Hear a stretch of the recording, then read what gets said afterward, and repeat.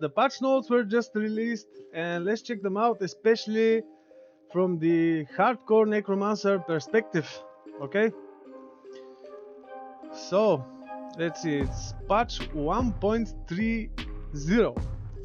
It's expected to hit all platforms January 24th. For whatever reason, Blizzard math and I don't know, anything is not really good lately. How come the season starts on January 23rd and they released a patch on January 24th? Not a good start, guys, I can tell you this. But anyway, let's see. Class updates. They first start with class updates. It's important to us that when a player chooses to fully invest in a skill, the payoff is immense. Right, because we currently have to constantly respec for different activities, and that pretty much sucks. The other way around is to maybe get different characters to the appropriate level to do those different activities, or constantly also swap gear and stuff. It's, I don't know, kind of annoying, but okay, let's see. In pursuit of this goal, several of our new unique and legendary items are targeting skills that have yet to reach their full potential. Yeah, sure, lots of underused skills, I bet you that. We're excited to see what players accomplish with our new unique items for Barbarians, Rend Druids, Lightning Storm, and Sorcerers Meteor. Not things that I play. I might wanna try them, but you know, it's not something that I like in general. But just because I don't like it doesn't mean I can't, okay? We're also targeting some pressing issues for each class. Necromancers with Cult Leader should see their minions strike a bit harder. Barbarians should feel that 3 shouts are shouldn't feel that 3 shouts are a requirement for their success, which I highly doubt. And a sorcerer applying vulnerable with lightning spear should open new build opportunities. Okay, probably. There are also class updates to items and skills that are underperforming, such as the rogue's ranged unique items and the necromancer's golem. Yeah, golems generally suck. Okay, let's see. All classes, new items. Paragoner's Gauntlet, unique gloves, damaging enemies with a cast non-basic skill marks them for 3 seconds. When a basic skill first hits a marked enemy, the basic skill damage is echoed to all marked enemies, dealing increased damage. Okay, interesting. Okay, aspect of adaptability. That's a utility aspect. When cast below 50% maximum resource, basic skill generate 3 of your primary resource once per cast. Okay. When cast at or above 50% maximum resource, basic skills deal increased damage. Okay, interesting. Let's see, Adam Jackson is posting that the patch notes are up, but I'm already discussing them, so. Juggernaut aspect, defensive. Gain armor, but your evade has increased cooldown. Yeah, I don't know. That could be interesting, but probably they mean what? Just percent? I don't know. 0.75 to 1.5 armor per watt. That if it's just that, it's nothing. It should be per something like percent. I don't know. Okay. The usual bullshit. Blizzard. Item updates. A ring of starless skies. The unique power has been changed. Previous casting a core skill reduces resource cost of your core skills by 12% up to maximum of 40%, resets upon using a non-core skill. Spending resources. The new. Okay, this is the new. Spending resources reduces your resource cost and increases your damage by 10% multiplicatively for 3 seconds up to 40%. That sounds better actually. But this ring, I wouldn't count on it dropping anyway, so I don't know, we'll see. Offensive aspect of the expectant. Damage bonus now has a 5-second duration to be used. Damage bonus now has a 5-second duration to be used. Okay, that's the change. Melted Heart of Selig. Okay, another thing which I wouldn't count on dropping, but okay, let's see. All stats is increased. I think they can do us a really good favor if this is movement speed instead of the all stats here. It's pretty much a bullshit affix, if you ask me, because you can get it elsewhere, like on the weapon, on the offhand. Yeah, mostly on the weapon and on the offhand. That's where I usually get it, because on the other slots I can get more useful affixes I could not get elsewhere, right? Because you can get, for example, all stats on a helmet, which is absolutely not a good idea. You can also get all stats on armor, on a chest piece, and on the pants, which are usually better reserved for only defensive affixes. Okay. Core skill damage changed to, yeah. I was saying, okay, but the core skill damage was a good thing. They should have swapped it with this. Anyway, damage while healthy is increased 3 times. That's good. Unique power changed. Gain maximum resource. In addition, when you take damage, drain resource for every 1% of life you would have lost instead. That's cool. That was really cool. New, gain 60 maximum resource, 75% incoming damage, drains 2 resource for every 1% life you would have lost instead. Oh, that's actually better now. And unfortunately, it won't provide core skill damage anymore, and I think they kinda messed it up. Let's see, overpower. Really important, because I intend on starting with a Blood Surge Necromancer, which is really easy to be converted to a bosser by just swapping to Blood Lance, right? Overpower attacks now gain plus 1% damage, down from plus 2% per 1% of your base life you have in Fortify. That's quite the nerf, guys. We'll see. But probably we're gonna still be able to speed farm and speed level with Blood Surge and kill bosses with Blood Lance. And let's not forget also my favorite, the Bone Spear. It's probably every Necromancer's favorite, because they are familiar with Bone Spear from the other Diablo games. Okay? Overpower attacks now gain 1% damage, down from 2% per 1% of your base life that you have in bonus life above your base life. Guys, this is quite a nerf, but okay. I mean, that's normal.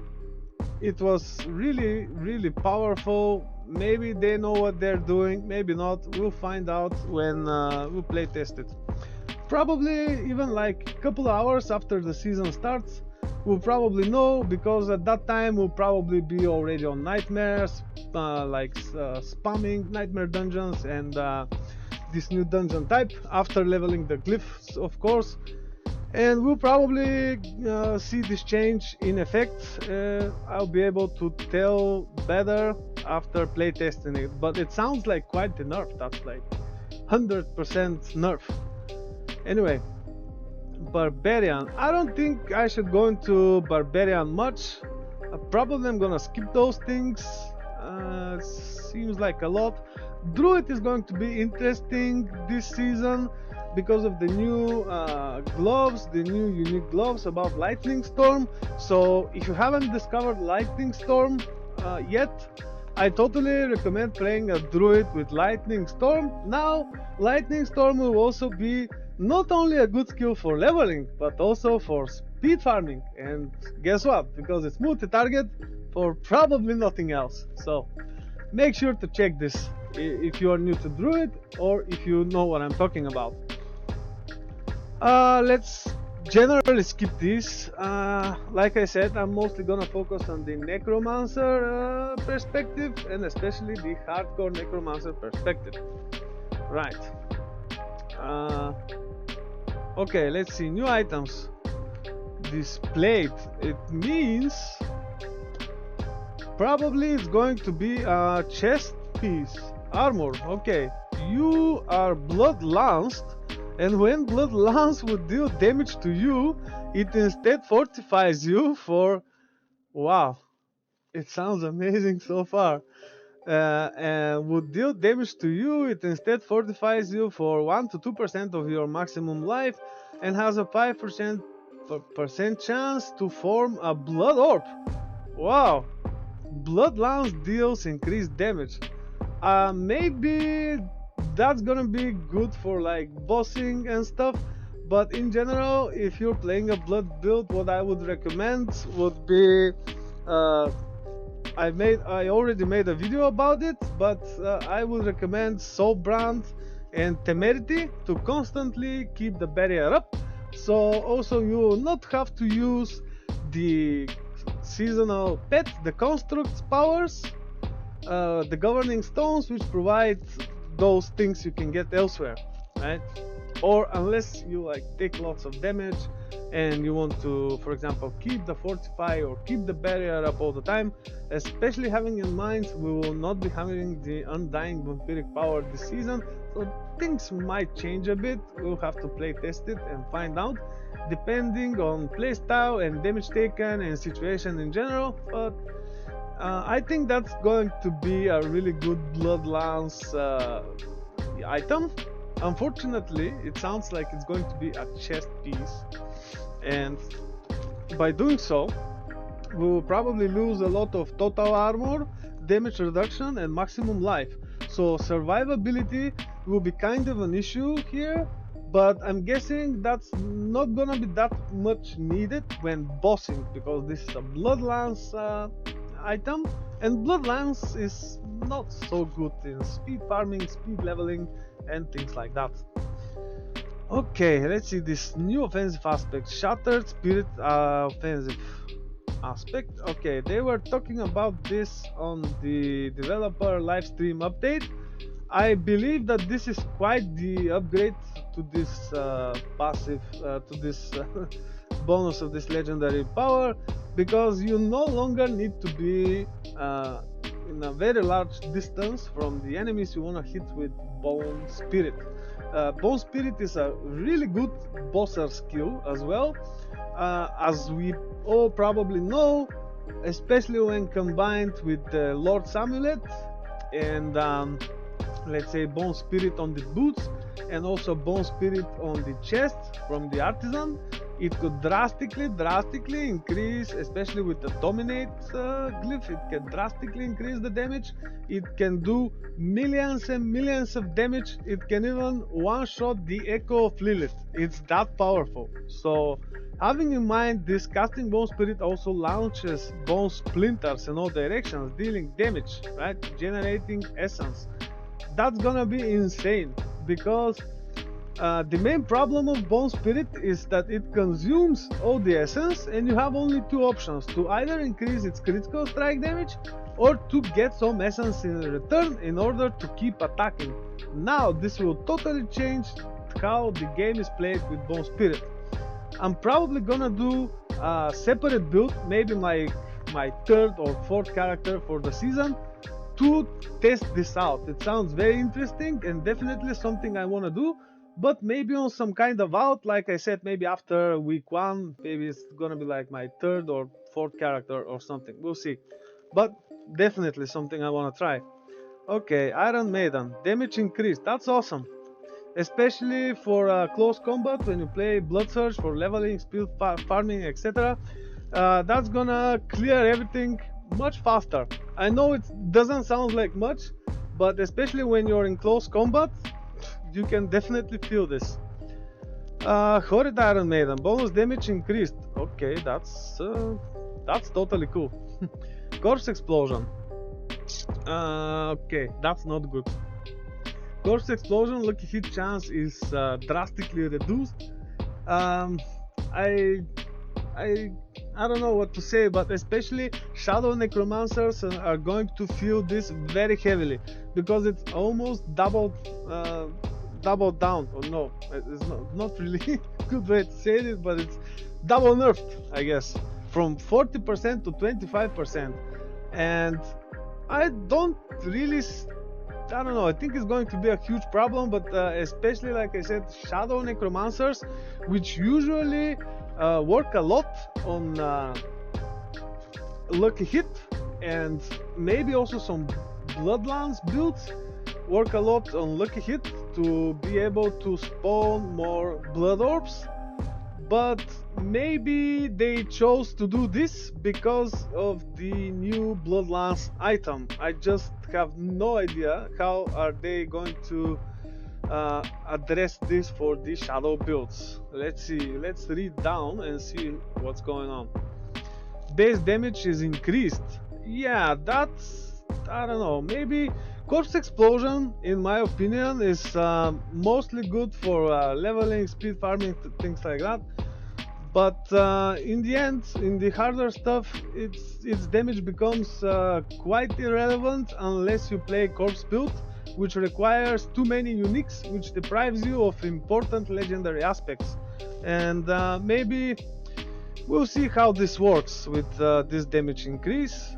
Blighted Corpse Explosion damage is decreased. Yeah, okay, but they increased the overall damage initially, so probably it will not be felt as much. We'll see.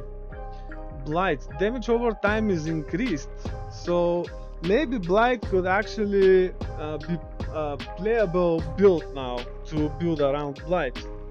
We'll have to see.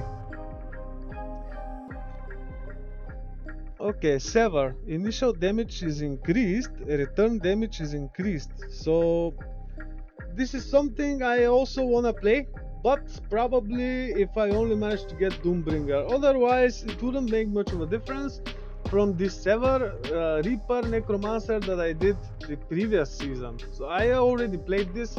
It's maybe only good for bossing around and pretty much nothing else. It's the other problem with Sever is that it makes enemies vulnerable like every third time, and we don't really have much of a defense there. It's a very offensive build, and you have to rely mostly on evade because you will need to have okay, let's see, Reap, Sever, two of the curses in order to drastically increase the damage with the legendary power. I think it was of the Damned, which increases the damage quite a lot, especially if you place it on a two-hander or on the amulet. But maybe I can try it again. We'll see about that. Bone Spirit. Let's see. This damage is increased by 4% per essence spent casting Bone Spirit. What? Up to yeah, Blizzard math is increased. Maybe they wanted to say 30%, not 3. Okay, let's see.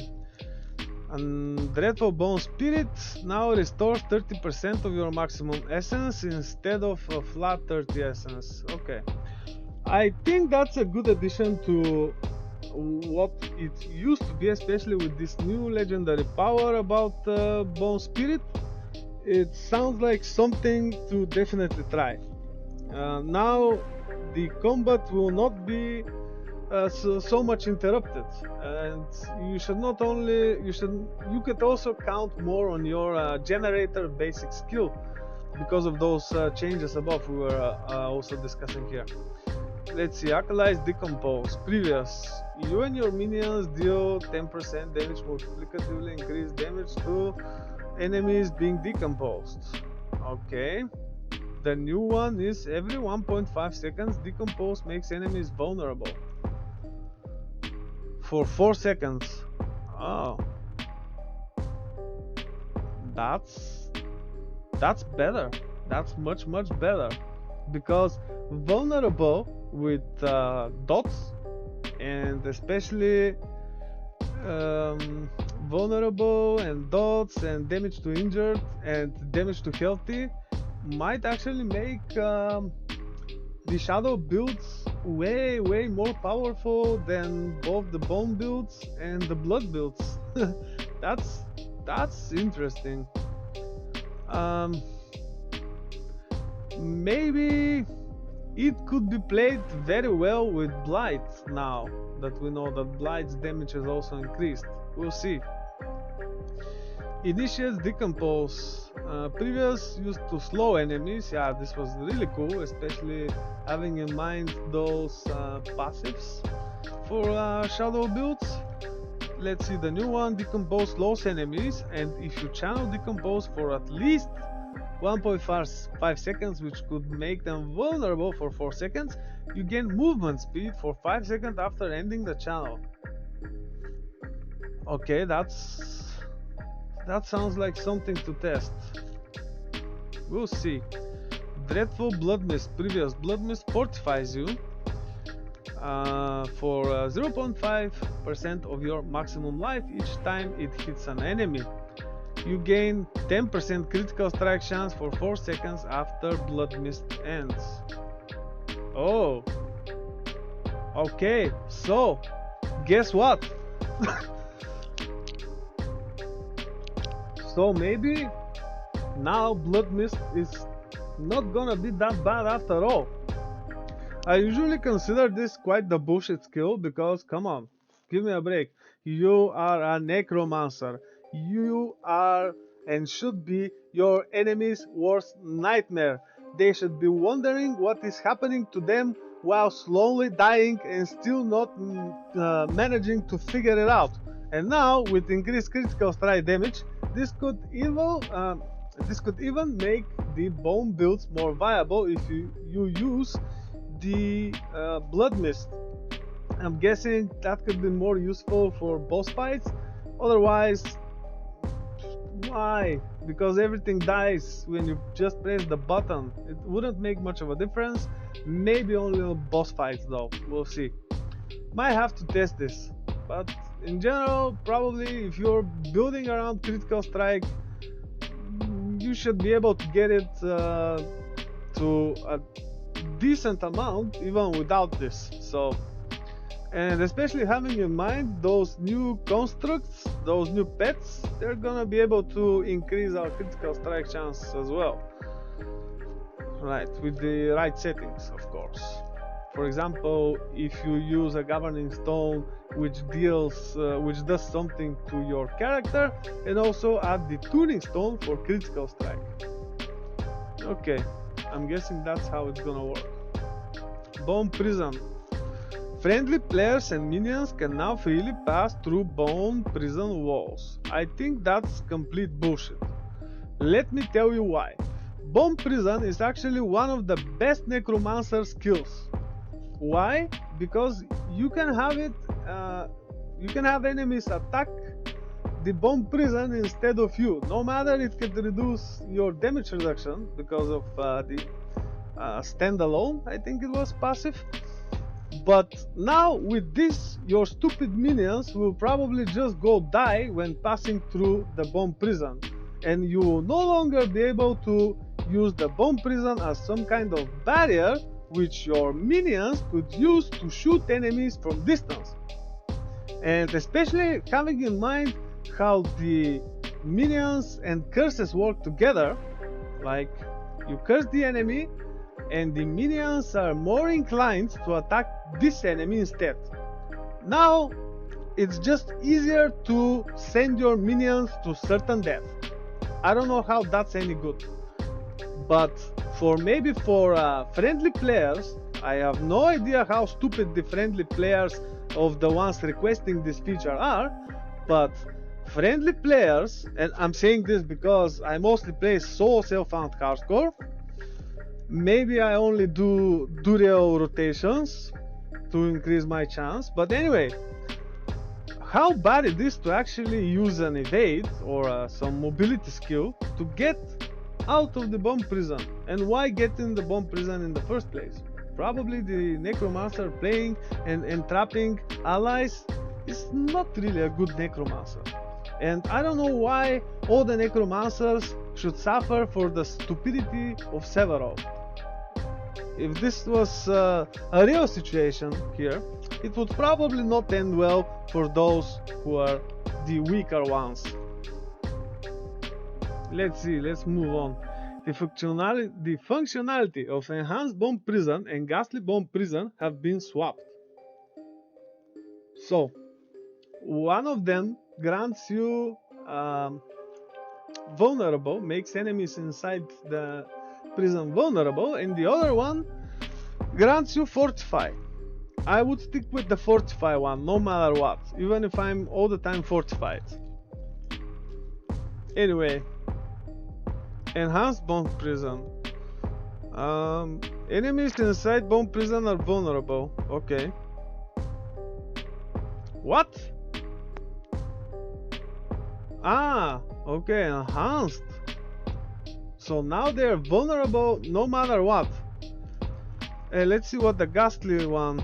The enemy trapped by bomb prison gain 25 essence plus an additional.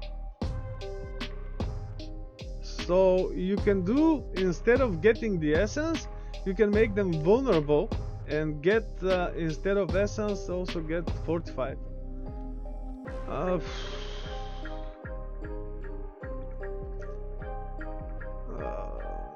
That's just bad. That's just bad. That's stupid, guys.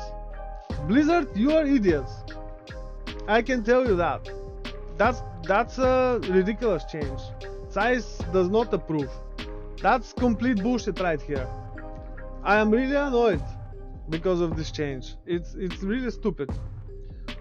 Previous fortify, okay, dreadful bomb prison. Fortify for 8% of your maximum life, and each enemy trapped by bomb prison. Yeah, that was the cool thing when combined with getting essence, not with making them enemies vulnerable, because you can make enemies vulnerable with corpse tendrils. You can make enemies vulnerable with the bone splinters. And if you play a blood build, you mostly focus on overpower, not on vulnerable. Let's see the new one. Reduce all your active cooldowns by 0.5 seconds, 0.5 seconds for each enemy trapped by bomb prison. So this means we still cannot spam bomb prison like in Diablo 2, for example, but still. So we either get here the... That's a huge problem, guys. We no longer get fortified when using bomb prison. That's a huge problem right there. Let me tell you why. And why I don't approve of this change. This will make the bone builds suffer tremendously, because the bone builds usually focus on being fragile and delivering massive amounts of damage. So how bone builds used to work for now is either use for example two-hander sword or a wand with the shield. The problem now is that your defenses will be further destroyed, right? The bone builds and pretty much all the builds using the bone prison as it was intended to are going to be much weaker, because of it was a really good source to get fortified and also to have enemies attack the bone prison instead of you. And now on top of this, the bone prison will also reduce the damage reduction, and it will not fortify, and I'm guessing the bone builds would be even more fragile. And especially having in mind that the defenses are significant problem in this game, because healing is not effective.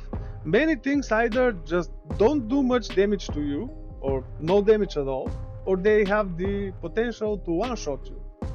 And now this is going to be made much easier for them. So boo Blizzard for being stupid again. Okay, that's what I have to say. I don't. It's really hard for me to accept this change, but you know, it is what it is. Let's see the passive ossified essence. Yeah, they nerfed it too much. Let's see what they did this time. Now displays the correct bonus on the tooltip.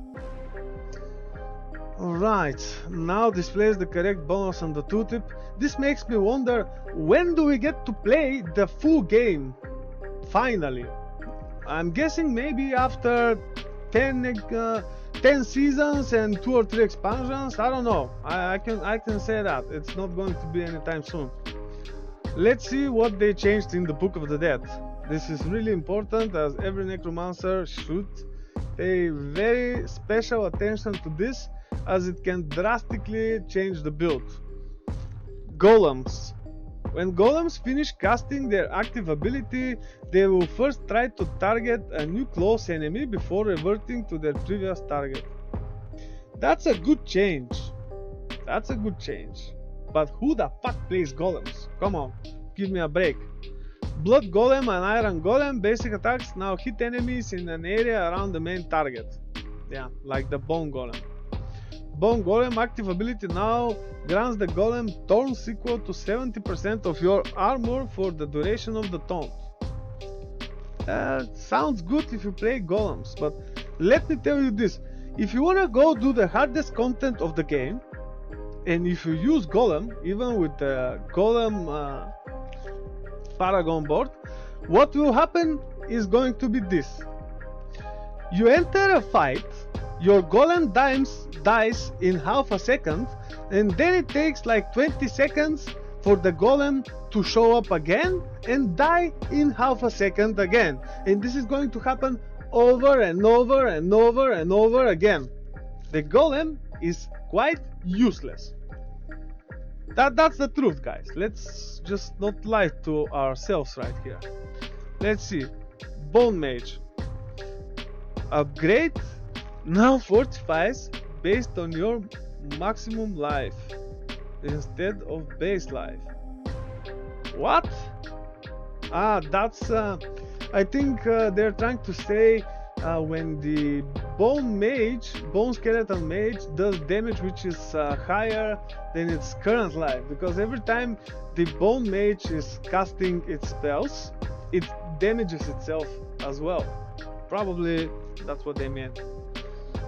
Okay, skeleton priest. Healing increased. Yeah, healing increased, but who cares?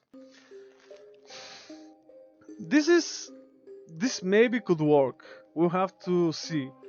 But in general, this is only good while leveling, I think. Maybe till like level 30 something. After that, I didn't notice it to make any huge difference. But I remember while leveling, especially the blood builds, and just putting 1 point to the healing of the priest, it can drastically change the survivability.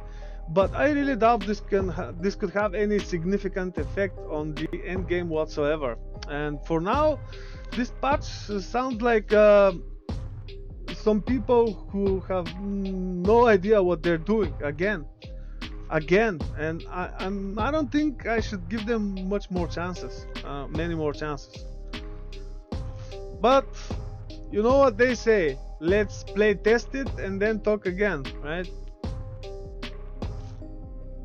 Okay, let's see the Paragon changes. Cult Leader Legendary Paragon Note.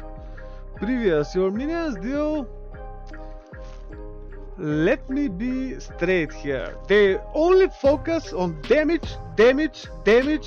Everything is about damage.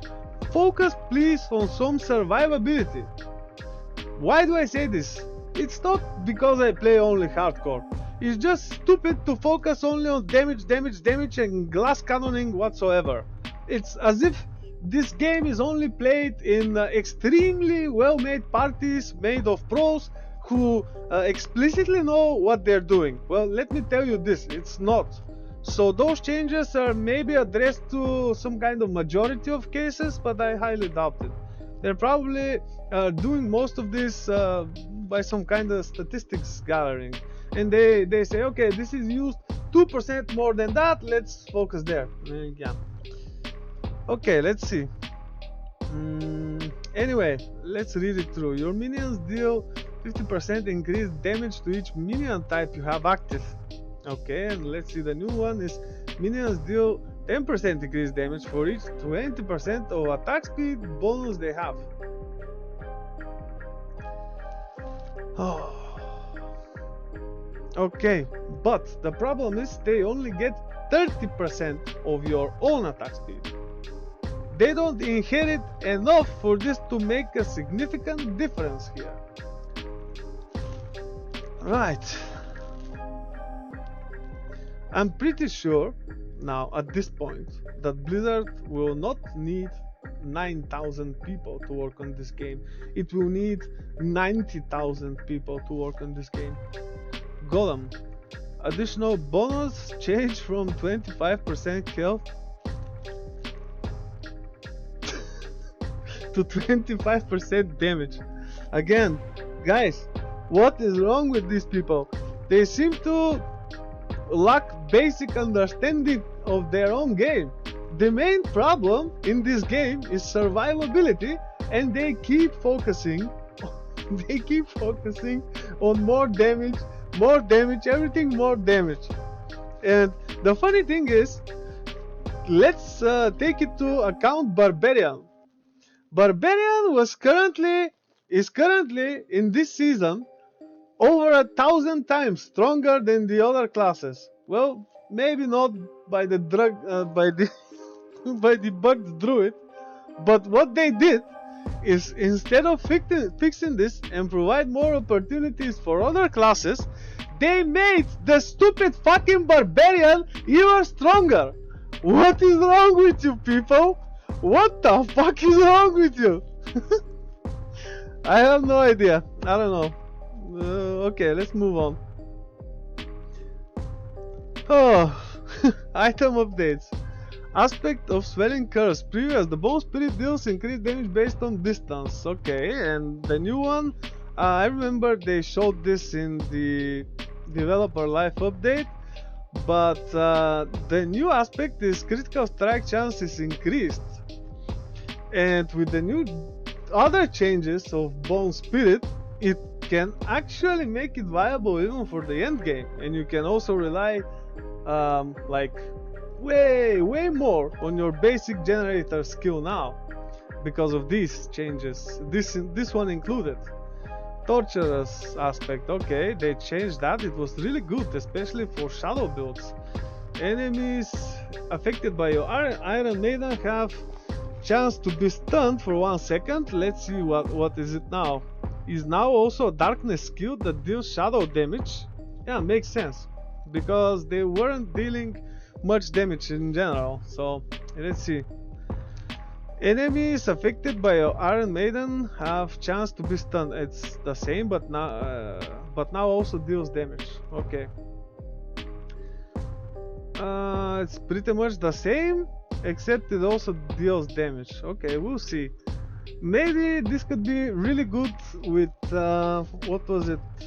The aspect of the damned, which allows you to double your shadow damage, basically, when using both curses. Rotting aspect. Chance to spawn additional corpses increased.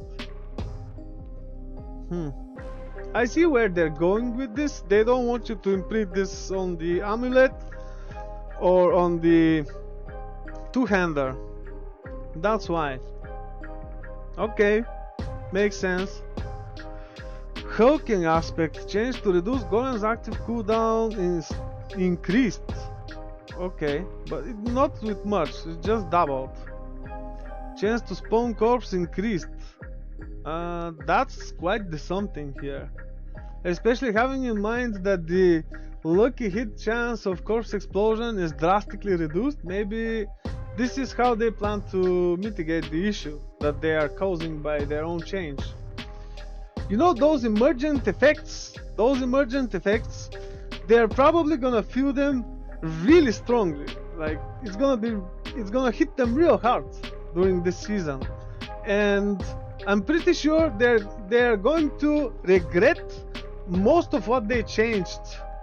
I don't want to read for the other classes, but I'm pretty sure the players who are most adept in the other classes would say the same for their main class, right? It just doesn't seem right.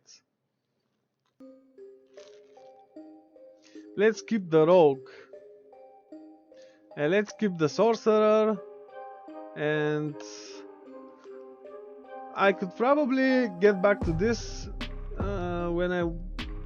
because I definitely would like to try the druid and maybe okay, so the lightning storm druid and the meteor sorcerer if I get too bored, maybe at the end of season.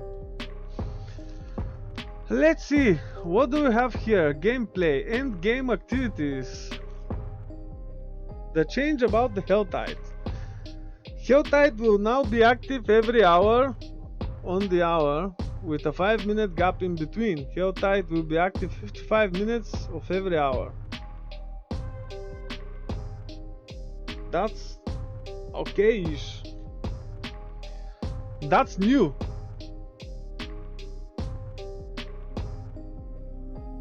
But it's kind of a problem. You know that it's gonna start every hour, right? Every hour on the hour. So this means the areas where we get a Helltide starting on the 15 minutes, say Kyrgyzstan, it has 3 areas. That means if it starts on the 15th minute, you'll be able to get 6 chests. I don't know.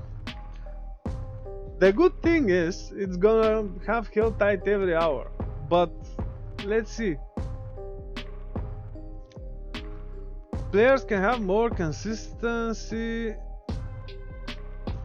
So players can more consistently acquire Distilled Fear with reward how Distilled Fear is collected from Nightmare Dungeons. Let me ask you this.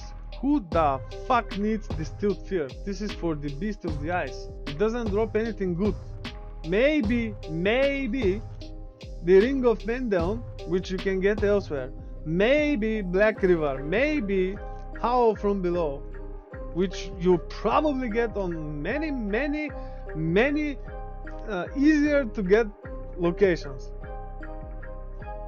I don't know. It's every 10 tiers after tier 30 there is increasing chance for additional Distilled Fear.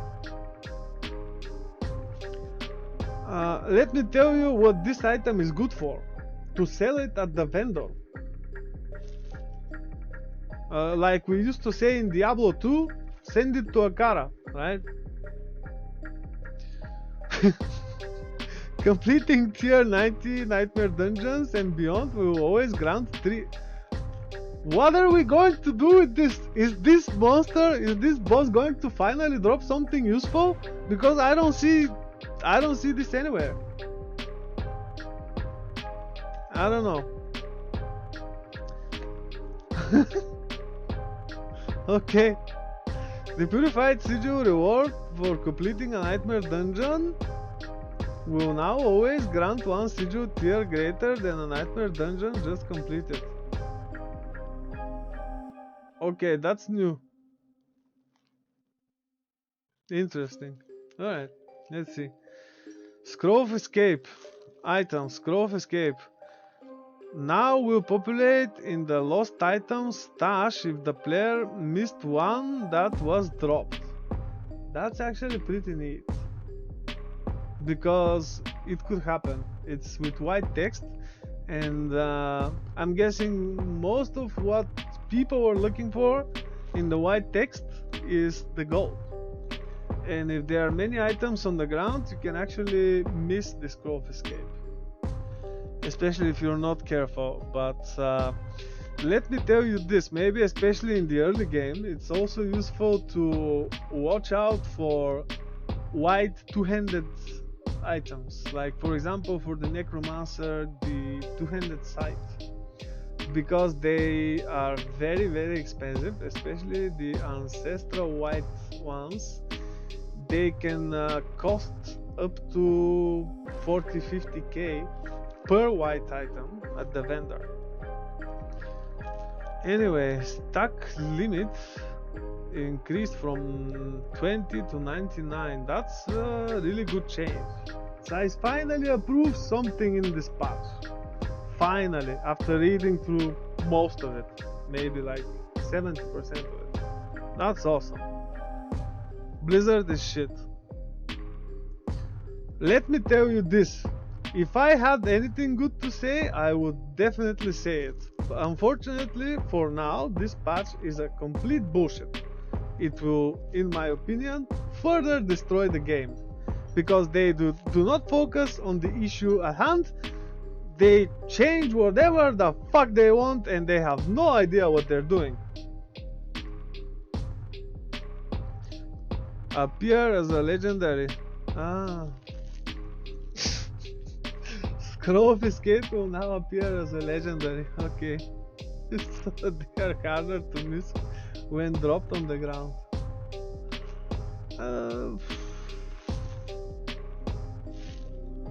Okay. The chance for scattered prisms to drop when defeating the elite monster has been reduced. Scattered prism can now be acquired from Legion event chests. That's awesome, because this will allow you to socket even more, though I'm not sure if that's if that's like a significant change, because for the entire season I socket only just a couple of items, and I always have like thousands of these for whatever reason, so that's, I don't know, it won't affect much, I guess. The material cap has been increased further. Yeah, especially that's like 10 times increase. That's good, because especially for us people who farm like 10 or 20 hours a day, that could be a significant change. Yeah, mostly because of the raw height, if you know what I mean. Treasure goblins spawned while fighting avarice now have the same loot potential as normally encountered treasure goblins. And the question here is, why didn't they have this? Why? Why? World Tier 3 and 4 World Boss weekly caches can now drop unique items. Wow! Second thing that Zeiss approves in this patch. I mean, come on, Blizzard, what's wrong with you? I am tired of like defending them or skipping the bad stuff about these guys. Totally. Maybe I gave them the benefit of the doubt, like too many chances, and they screwed it up for like more than half a year. I don't know. Okay, the increased cap for the item power on drops from world bosses have been adjusted.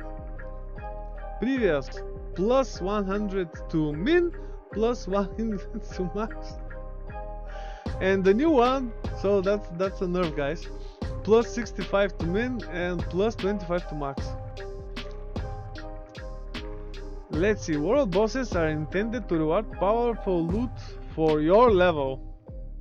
With this change, the high level players will see maximum item power gear from world bosses at higher levels. What?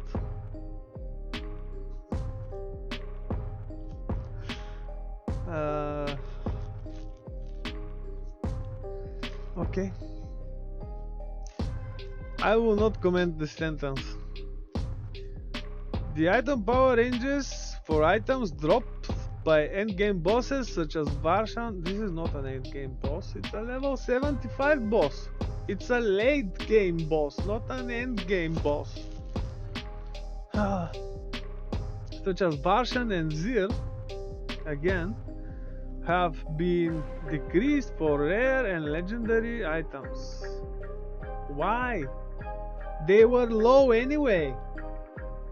Unique, I mean, maybe only Grego had better potential to drop something, but from the maybe 5,000 times I killed them during this season, I think they pretty much never dropped anything useful. It was mostly good item power, but the affixes were complete garbage. Like, I don't know. Unique item power has not been changed. Examples: note that the current range for unique items was previously the range for all items. Wow. Varshan at Woro tier 3 level 55. Unique item power range 675 to 750. Rare or legendary 650 to 725. Okay. So basically they nerfed the rare and legendary range, and let me tell you why this is not good. Because you have to look for your gear elsewhere. Now pretty much the drops from these bosses maybe will only count on day one, on your first couple of runs while doing them, because you will have opportunities to get higher item power items on different places, and possibly hope for the good affixes, or at least 3 of them, so you can spend hundreds and millions of gold trying to get the item you actually want. So what they're trying to tell me here is that even the leveling will be slower. This could possibly account for maybe like 40 minutes to an hour slower leveling because of this change, because you will have to keep farming and farming in order to be able to progress further, especially on hardcore, where you have to make sure whatever you're fighting is, at least initially, no more than 15 levels above you. Otherwise it will completely obliterate all your defenses. I'm talking armor and resistances, and probably damage reduction will be completely irrelevant. That's a terrible change, especially if your build does not really depend on that many uniques, because the builds that I'm playing depend on just one unique, and on top of that, not so much depend on just that one unique. Anyway,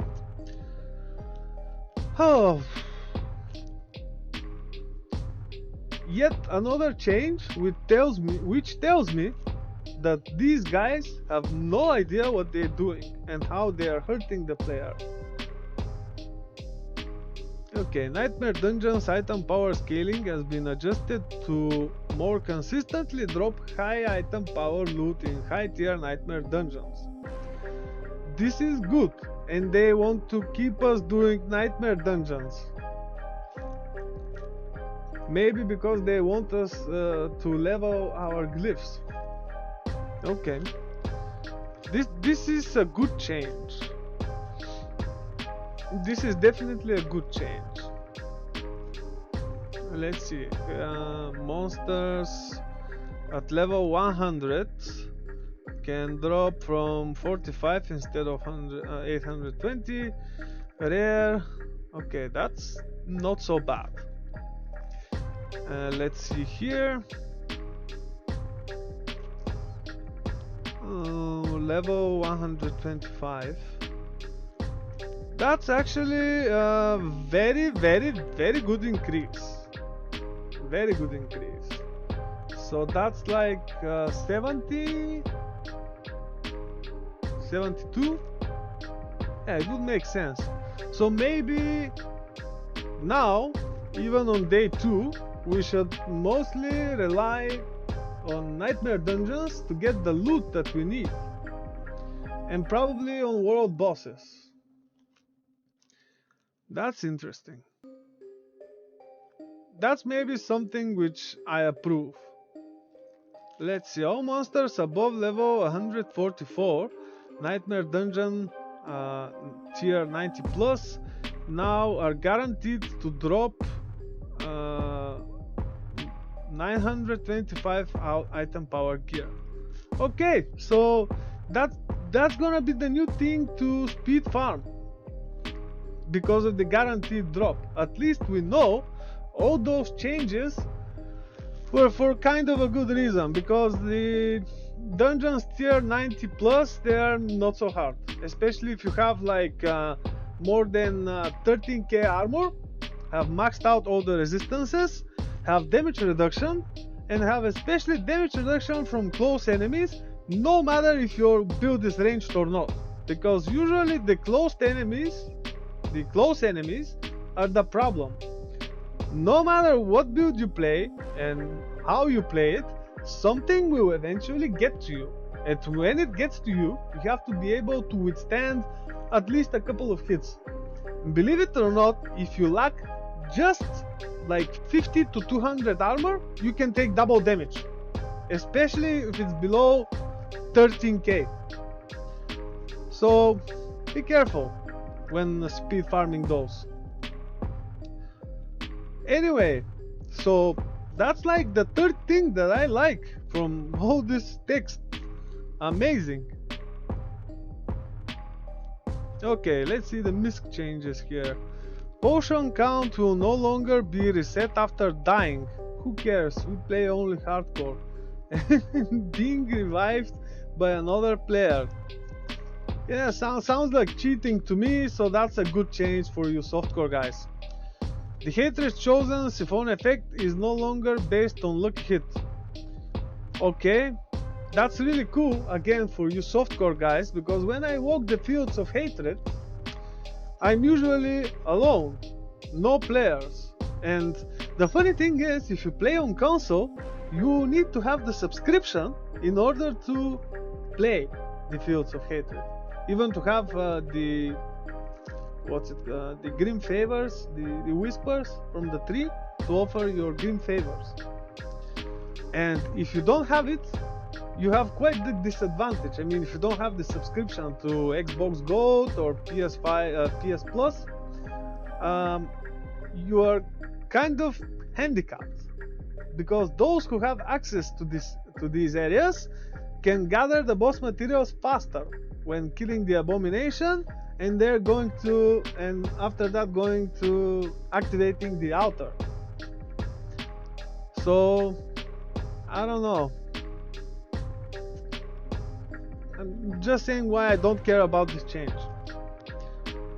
The Greed Shrine effect also now will drop additional gold after the effect expires. Okay, sounds cool. The amount of gold dropped is determined by how many enemies were killed while the shrine buff was active. I wonder why this was not the effect initially, but you know, I'm thinking it would not make a huge difference. Probably it could get you like additional a couple of tens of thousands of gold, which we all very well know has pretty much no significance, especially when you start crafting. What significance does couple of thousand gold make when one reroll, which is most probably going to be unsuccessful, is costing you like more than 10 million of gold, and you have to do 2 whisper runs just to use the occultist ability to modify your item affix. I don't know. Doesn't seem to be anything significant. Uber unique items can now be unlocked as transmogs. If you care how your character looks, probably gonna be a cool thing for you. So if we get them, just go to the blacksmith and destroy your Uber Unique in order to be able to use it as a transmog. Amazing. Okay. User interface and user experience. Let's see what they changed here. New settings have been added to allow navigation in the world with full keyboard controls, including movement using WASD keys instead of your mouse. That's amazing change for PC players, because they can finally move in a different direction from the one they are aiming at. That puts them in again in a significant advantage over controller, because on controller you can just swap targets or auto target, which is not as great, especially if you're a skillful player with a very high APM and using a mouse. So I'm considering maybe eventually moving to playing on PC. And the other reason is we still don't have mouse and keyboard support for console, and especially for social features. For example, even for boss rotations, when people don't want to use the voice chat, the party voice chat, and nobody wants to type, or just who is going to wait for a player who is on a console to type a message on a virtual keyboard, right? Anyway, I got drifted away. Bonuses from keywords such as berserking now also denote whether any associated damage bonus is additive or multiplicative. Yeah, there's so many problems in this game. I really begin to wonder, when are we going to be able to access the full game, right?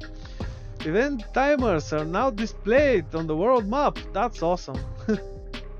That's like the fourth thing that I like here. Okay. Visual effect for being chilled is now visually visually increased, probably they want to say, in intensity to denote how close the chilled character is to being frozen. Yeah, that's a good change. Okay. Default button bindings for mount actions have been adjusted to be more intuitive on controller.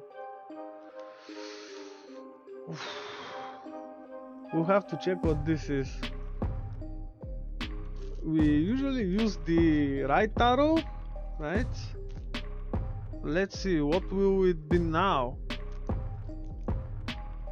More intuitive.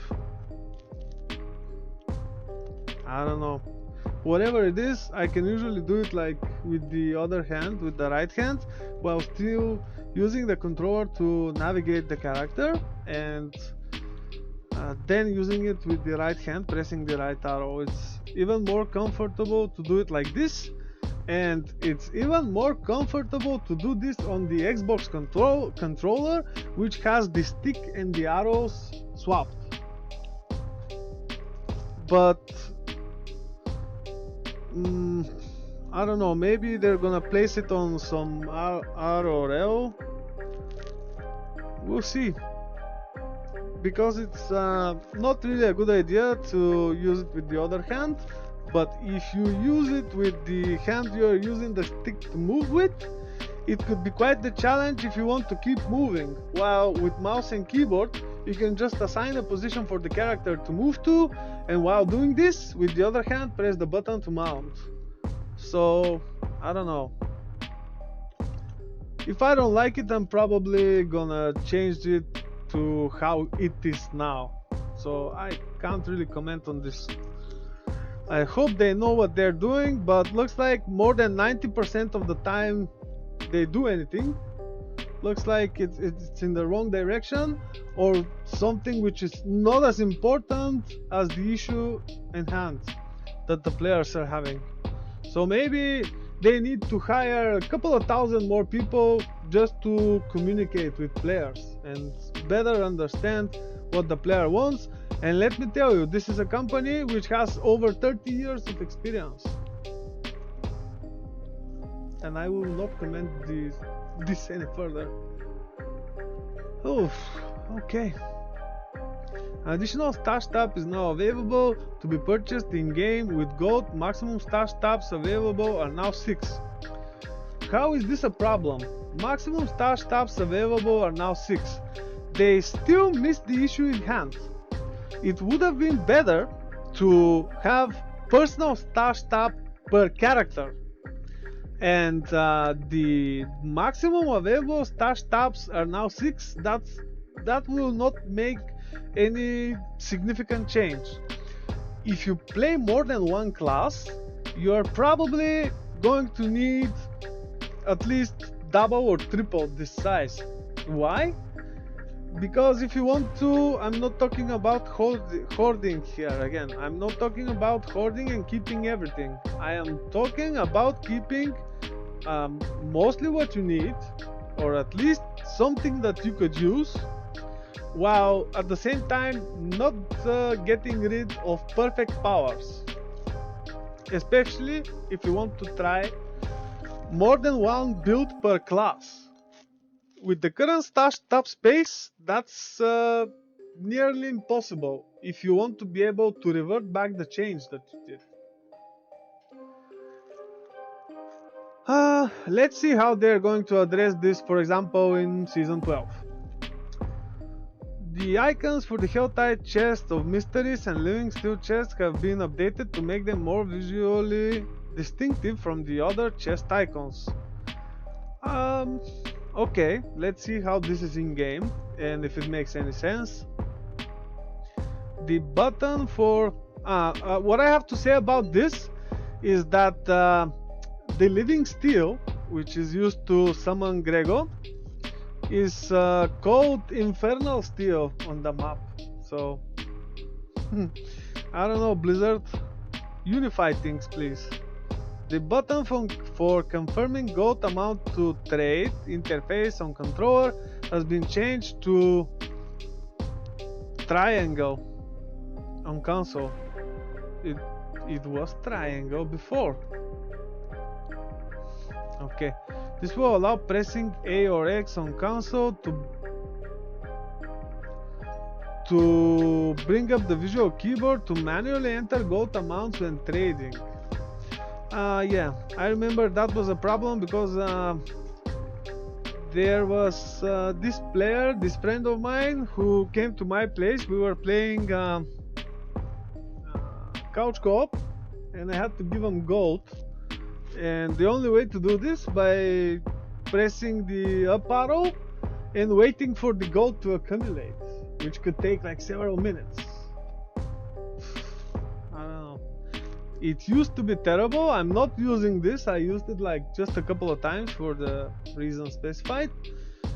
But yeah, maybe that's a good change. And the other better thing that they could do is just bring mouse and keyboard support to console, because the PC game, the PC version, has mouse and keyboard support whatsoever, right? And it also has controller support, and you can swap between those two back and forth, like in Diablo 2. And you can't do it on the consoles. I don't know what kind of difference does that make. What's so difficult to implement? They already have it in the other client, right? So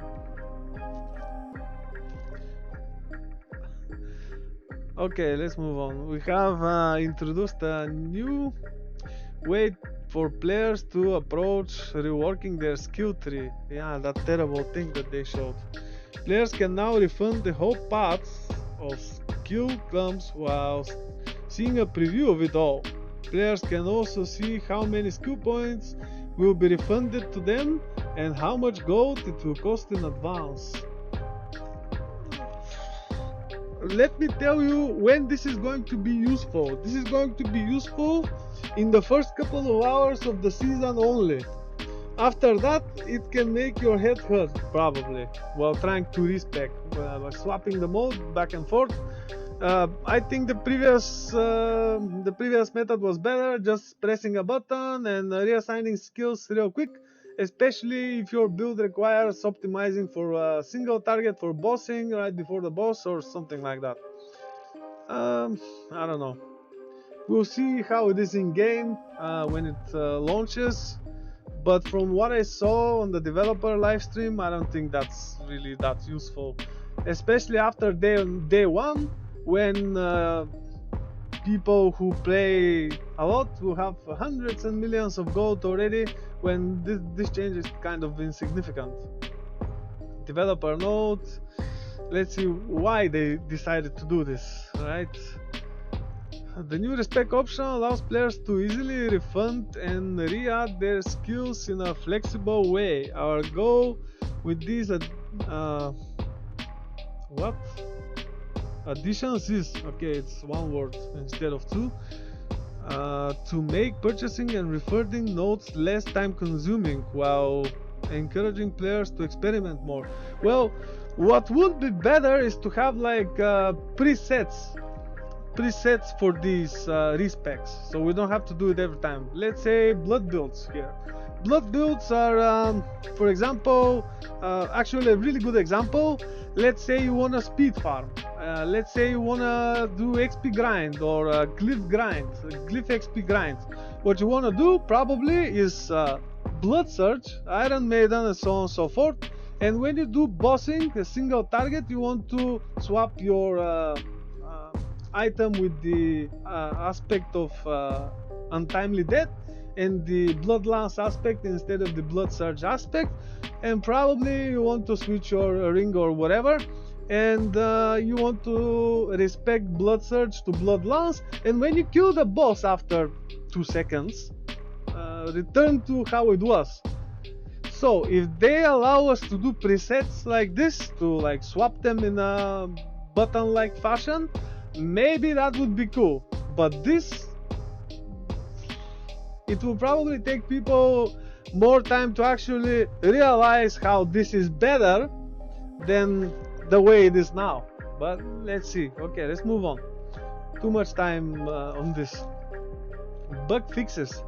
Accessibility, let's say we care about this. Fixed an issue where the screen reader did not read the quantity of the consumable in the action wheel. That's a good change, especially for people who do really need it. Okay, fixed an issue where subtitles for dialogue and lore books could not be turned off. Sounds like terrible. Sounds like fixed an issue where the screen reader could malfunction when repeatedly opening a vendor services menu. Okay, anyway, gameplay, that's gonna be important here. Fixed an issue where player attacks could still be suppressed when some of their character's body was outside a suppressor field.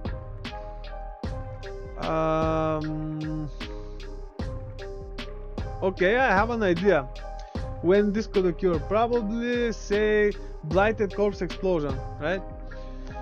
Let's say the corpse explodes and the blight area spawns, and the only way to deal damage with this blight spawn from the corpse explosion is if you are within the suppressor field, the suppressor bubble. If you go outside, even if the blighted area is there and the suppressor elite is there, it will not take damage. This is a serious disadvantage for the damage over time builds, because the direct damage, the burst damage, what you probably do is go inside the bubble, cast your skills a few times, and the enemy is dead. But with the DOT builds, you have to stick around, and because you do less damage, because it's over time and it applies different damage based on, say, damage to healthy enemies, damage to injured enemies, damage to enemies affected by damage over time, especially shadow damage over time. And it also depends, for example, on the necromancer. If you have critical strike chance, funny enough, for damage over time effects, it's really important for Shadow Blight, because the damage over time skills cannot crit. But Shadow Blight is not a shadow skill, it's a shadow passive, and it can crit. Funny. Which again proves that they have no idea what they're doing. Okay, let's see. Fixed an issue where effects that increased max life that increased max life by a percentage, such an elixir of fortitude, did not account for certain other max life bonuses, such as granted by an affix on equipment. Yeah, especially on jewelry. It did not take it into account. That I remember. Okay, that's a good fix. We'll see about it. Okay, fixed an issue where the drowned sea hack could spawn an excessive number of minions. I don't remember really this happening, but let's see. We'll probably do a couple of dungeons where she's present, or at least the stronghold on the, what was it, northwest. Let's see.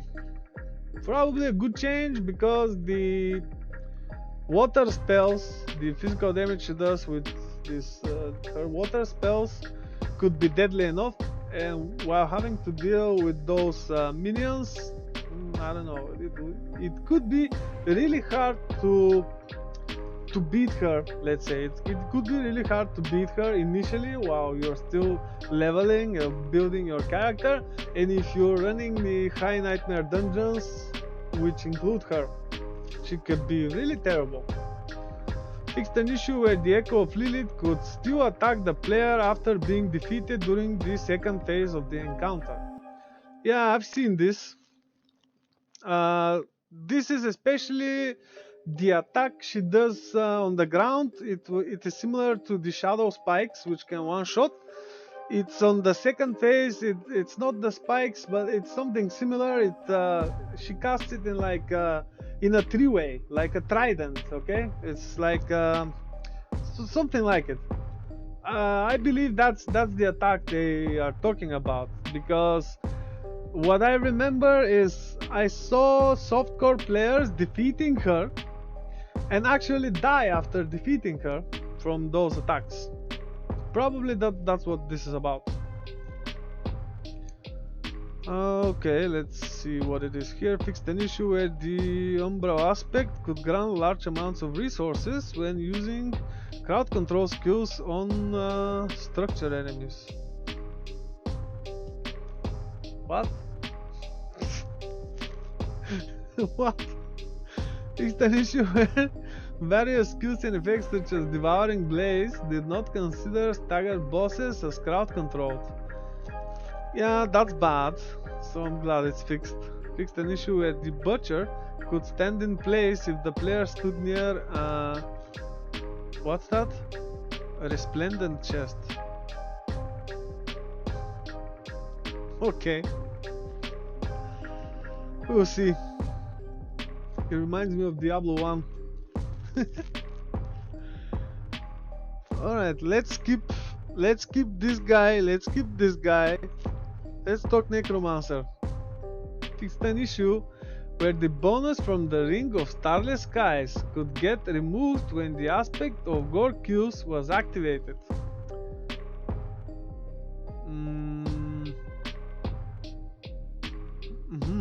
Makes sense. It probably counts it as a reset, as if another type of skill is used, because the lance is not coming from the skill itself, it's from an aspect which triggers the skill. Yeah, and it doesn't count it as the skill itself. Yeah, makes sense. I mean, it makes sense as a programmer why it happened, and again shows how they have no idea what they're doing. Because I remember Bloodlines was very problematic at launch of the game. It was so problematic with this legendary aspect that it was generating such server load that it crashed not only your instance but all the people who are on the same server. Imagine how buggy Bloodlines was with gore kills, and it still has bugs.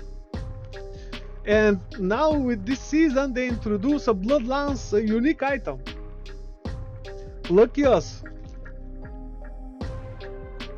Okay, fixed an issue where Shadow and Bone Mages did not cast Blizzard when the Codebringer aspect was equipped. Yeah, I remember they changed it during the previous or the before previous patch, that now not only Code Mages can cast it if you have this as a legendary aspect. Fixed an issue where Blood Mist could fail to activate while under the effect of a bandit smoke bomb. Well, I can tell you this. Initially, when I used to play with this bullshit skill, it failed to activate on so many occasions, I decided it's actually a irrelevant bullshit skill. It is what it is. Fixed an issue where the splintering aspect would scale more than 2 times when used on a two-handed weapon. What's the problem there? I don't know. How could it scale more than 2 times? Because this is actually how the Bone Necromancer does the damage. It doesn't really matter how much the damage from the initial cast is, because you can hit the enemy up to 8 times per cast, and the important thing is to have in mind the radius of the explosions around the player and where the enemy is. The best thing is to aim for enemies which are between the first and the second explosion and the second and third explosion when the bone splinters return. And it should scale more when it's on two-hander. I don't know how they managed to make it scale more than 2 times. Weird. Let's generally skip those other bullshit classes. Unless they eventually make them good, right? User interface and user experience. Fixed an issue in the season journey menu where hovering over aspects rewarded for completing a chapter of the season journey could sometimes not display the name of the aspect. On console we have no way to do this because we don't have mouse and keyboard support, so I can't really say anything about this. Fixed an issue where the minimap icon for indicating the stash has new items, i.e. recovered lost items only displayed when close to the stash. Yeah, that's a really useful and good change. Now we don't have to walk to the stash anymore. We would just know. That's a really good change there, if you pay attention to this after all. Fixed an issue where the creatures of night increase had incorrect tooltip. So many incorrect tooltips in this game, my head hurts. Don't these guys just play test or proofread what they're doing? Maybe not. They need 9,000 people more to do this. Fixed an issue where certain stats would not display for all classes in the character details window, such as damage with two-handed slashing weapons would not display for necromancers. And there's also this other thing which does not display. You cannot hover on the armor to actually have an idea how much damage reduction it provides you with. You have to do the math every time, unless you're a PC player, of course. Anyway, fixed an issue where pressing X or square on console would confirm this salvage of a legendary or unique item. What? What's the issue there?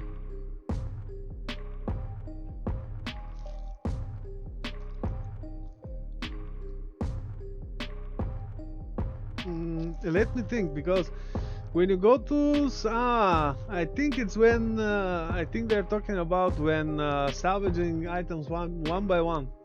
The dialogue, which asks you if you are sure or not. Okay.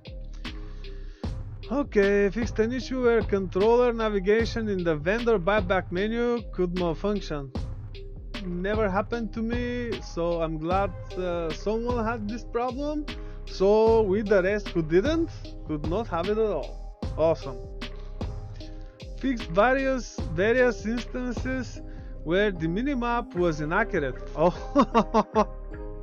oh, that's on so many places. I would not want to comment on it because I have nothing good to say. Fixed various instances where quest pins and objectives were inaccurate.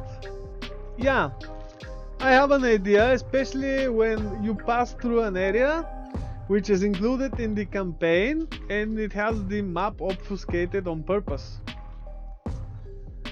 Let's say in Kyrgyzstan, the desert, it's on the eastern, northeastern side of Kyrgyzstan, that desert above the dungeon, where you go with Meshiv, the guy from Diablo 2, who is in Act 3, the sailor guy. And that's one of the places probably they are talking about. Okay, quests and dungeons. Fixed an issue where progression through the flooded depths, a really good one, could get broken if a ladder traversal was skipped with teleport. Yeah, teleport, sorcerer, broken, no problem. Fixed an issue where the Animus Urn in the Bastion of Fate could be skipped by using leap or teleport. Oh, so yeah, I'm guessing this is probably on PC, where you can actually target the skill on where to teleport or leap. Don't tell me this happened on a console, because I really highly doubt it. Fixed an issue where progression could be blocked in Udur's cave if all enemies were killed before destroying the second barricade. How is this possible when the barricade spawns the enemies? Probably they're talking like if you kill all enemies except the barrier. Probably the barrier does not spawn the enemies. Used to be a good dungeon. Okay. Fixed an issue where some enemies were not marked on the minimap during the Slay All Enemies objective in Nostrava Deepwood. This used to be one of my favorite dungeons during season, like pre-season and season 1, but not so much after they increased the density of the dungeons. Okay, I'm glad it's solved. It's an issue where elites encountered that transformed from initially harmless. What? Harmless people could respawn after being defeated. Probably in this. What was this stronghold with the church, with the demons, where the boss is the 3 demons? Probably there. Or maybe with their new seasonal quest. But why would they share this? I don't know. We'll see. Fixed an issue where the Tomb Lord boss in the Shifting City could teleport outside of the boss arena, which would cause the fight to restart. Awesome. Like, how could this even happen? You go there, use the skill maybe no more than 3 times and this guy dies. Okay, cool. Fixed an issue where there was no healing well in the conclave. Okay, fixed an issue where the battle hardened nightmare dungeon affix could grant damage reduction even if the player was above 90% life. That's like you get damage reduction from missing life kind of thing. Fixed an issue where the sealed penitence cage quest didn't properly grant rewards for completion. Fixed multiple instances where the final straw quest could not be completed properly. Fixed an issue where the quest objective wouldn't update when entering the cellar during the Acts of Atonement quest. Okay, good. And last but not least, Misk fixed an issue where upgrading a damaged item at the blacksmith would further lower the item's durability. I never had this problem. We don't have durability on hardcore because when we die we don't lose durability, we lose the character. But what do I know? Various stability, visual and performance improvements. Well, looks like most of the changes here could be summed up right here. Various stability, visual and performance improvements. Other than that, I believe they did really terrible in this patch, and many of the things I don't really approve, but they have to be play tested to be verified. But at least for now, even at the start, let me show you this again in order to conclude this commentary properly. Look at this. The season is going to start on January 23rd and the patch is going to be in effect on January 24th. Tell me that these people have idea what they're doing. I have nothing else to add. Zeiss out. See you guys on the next live stream or video. Hope you like this and take care.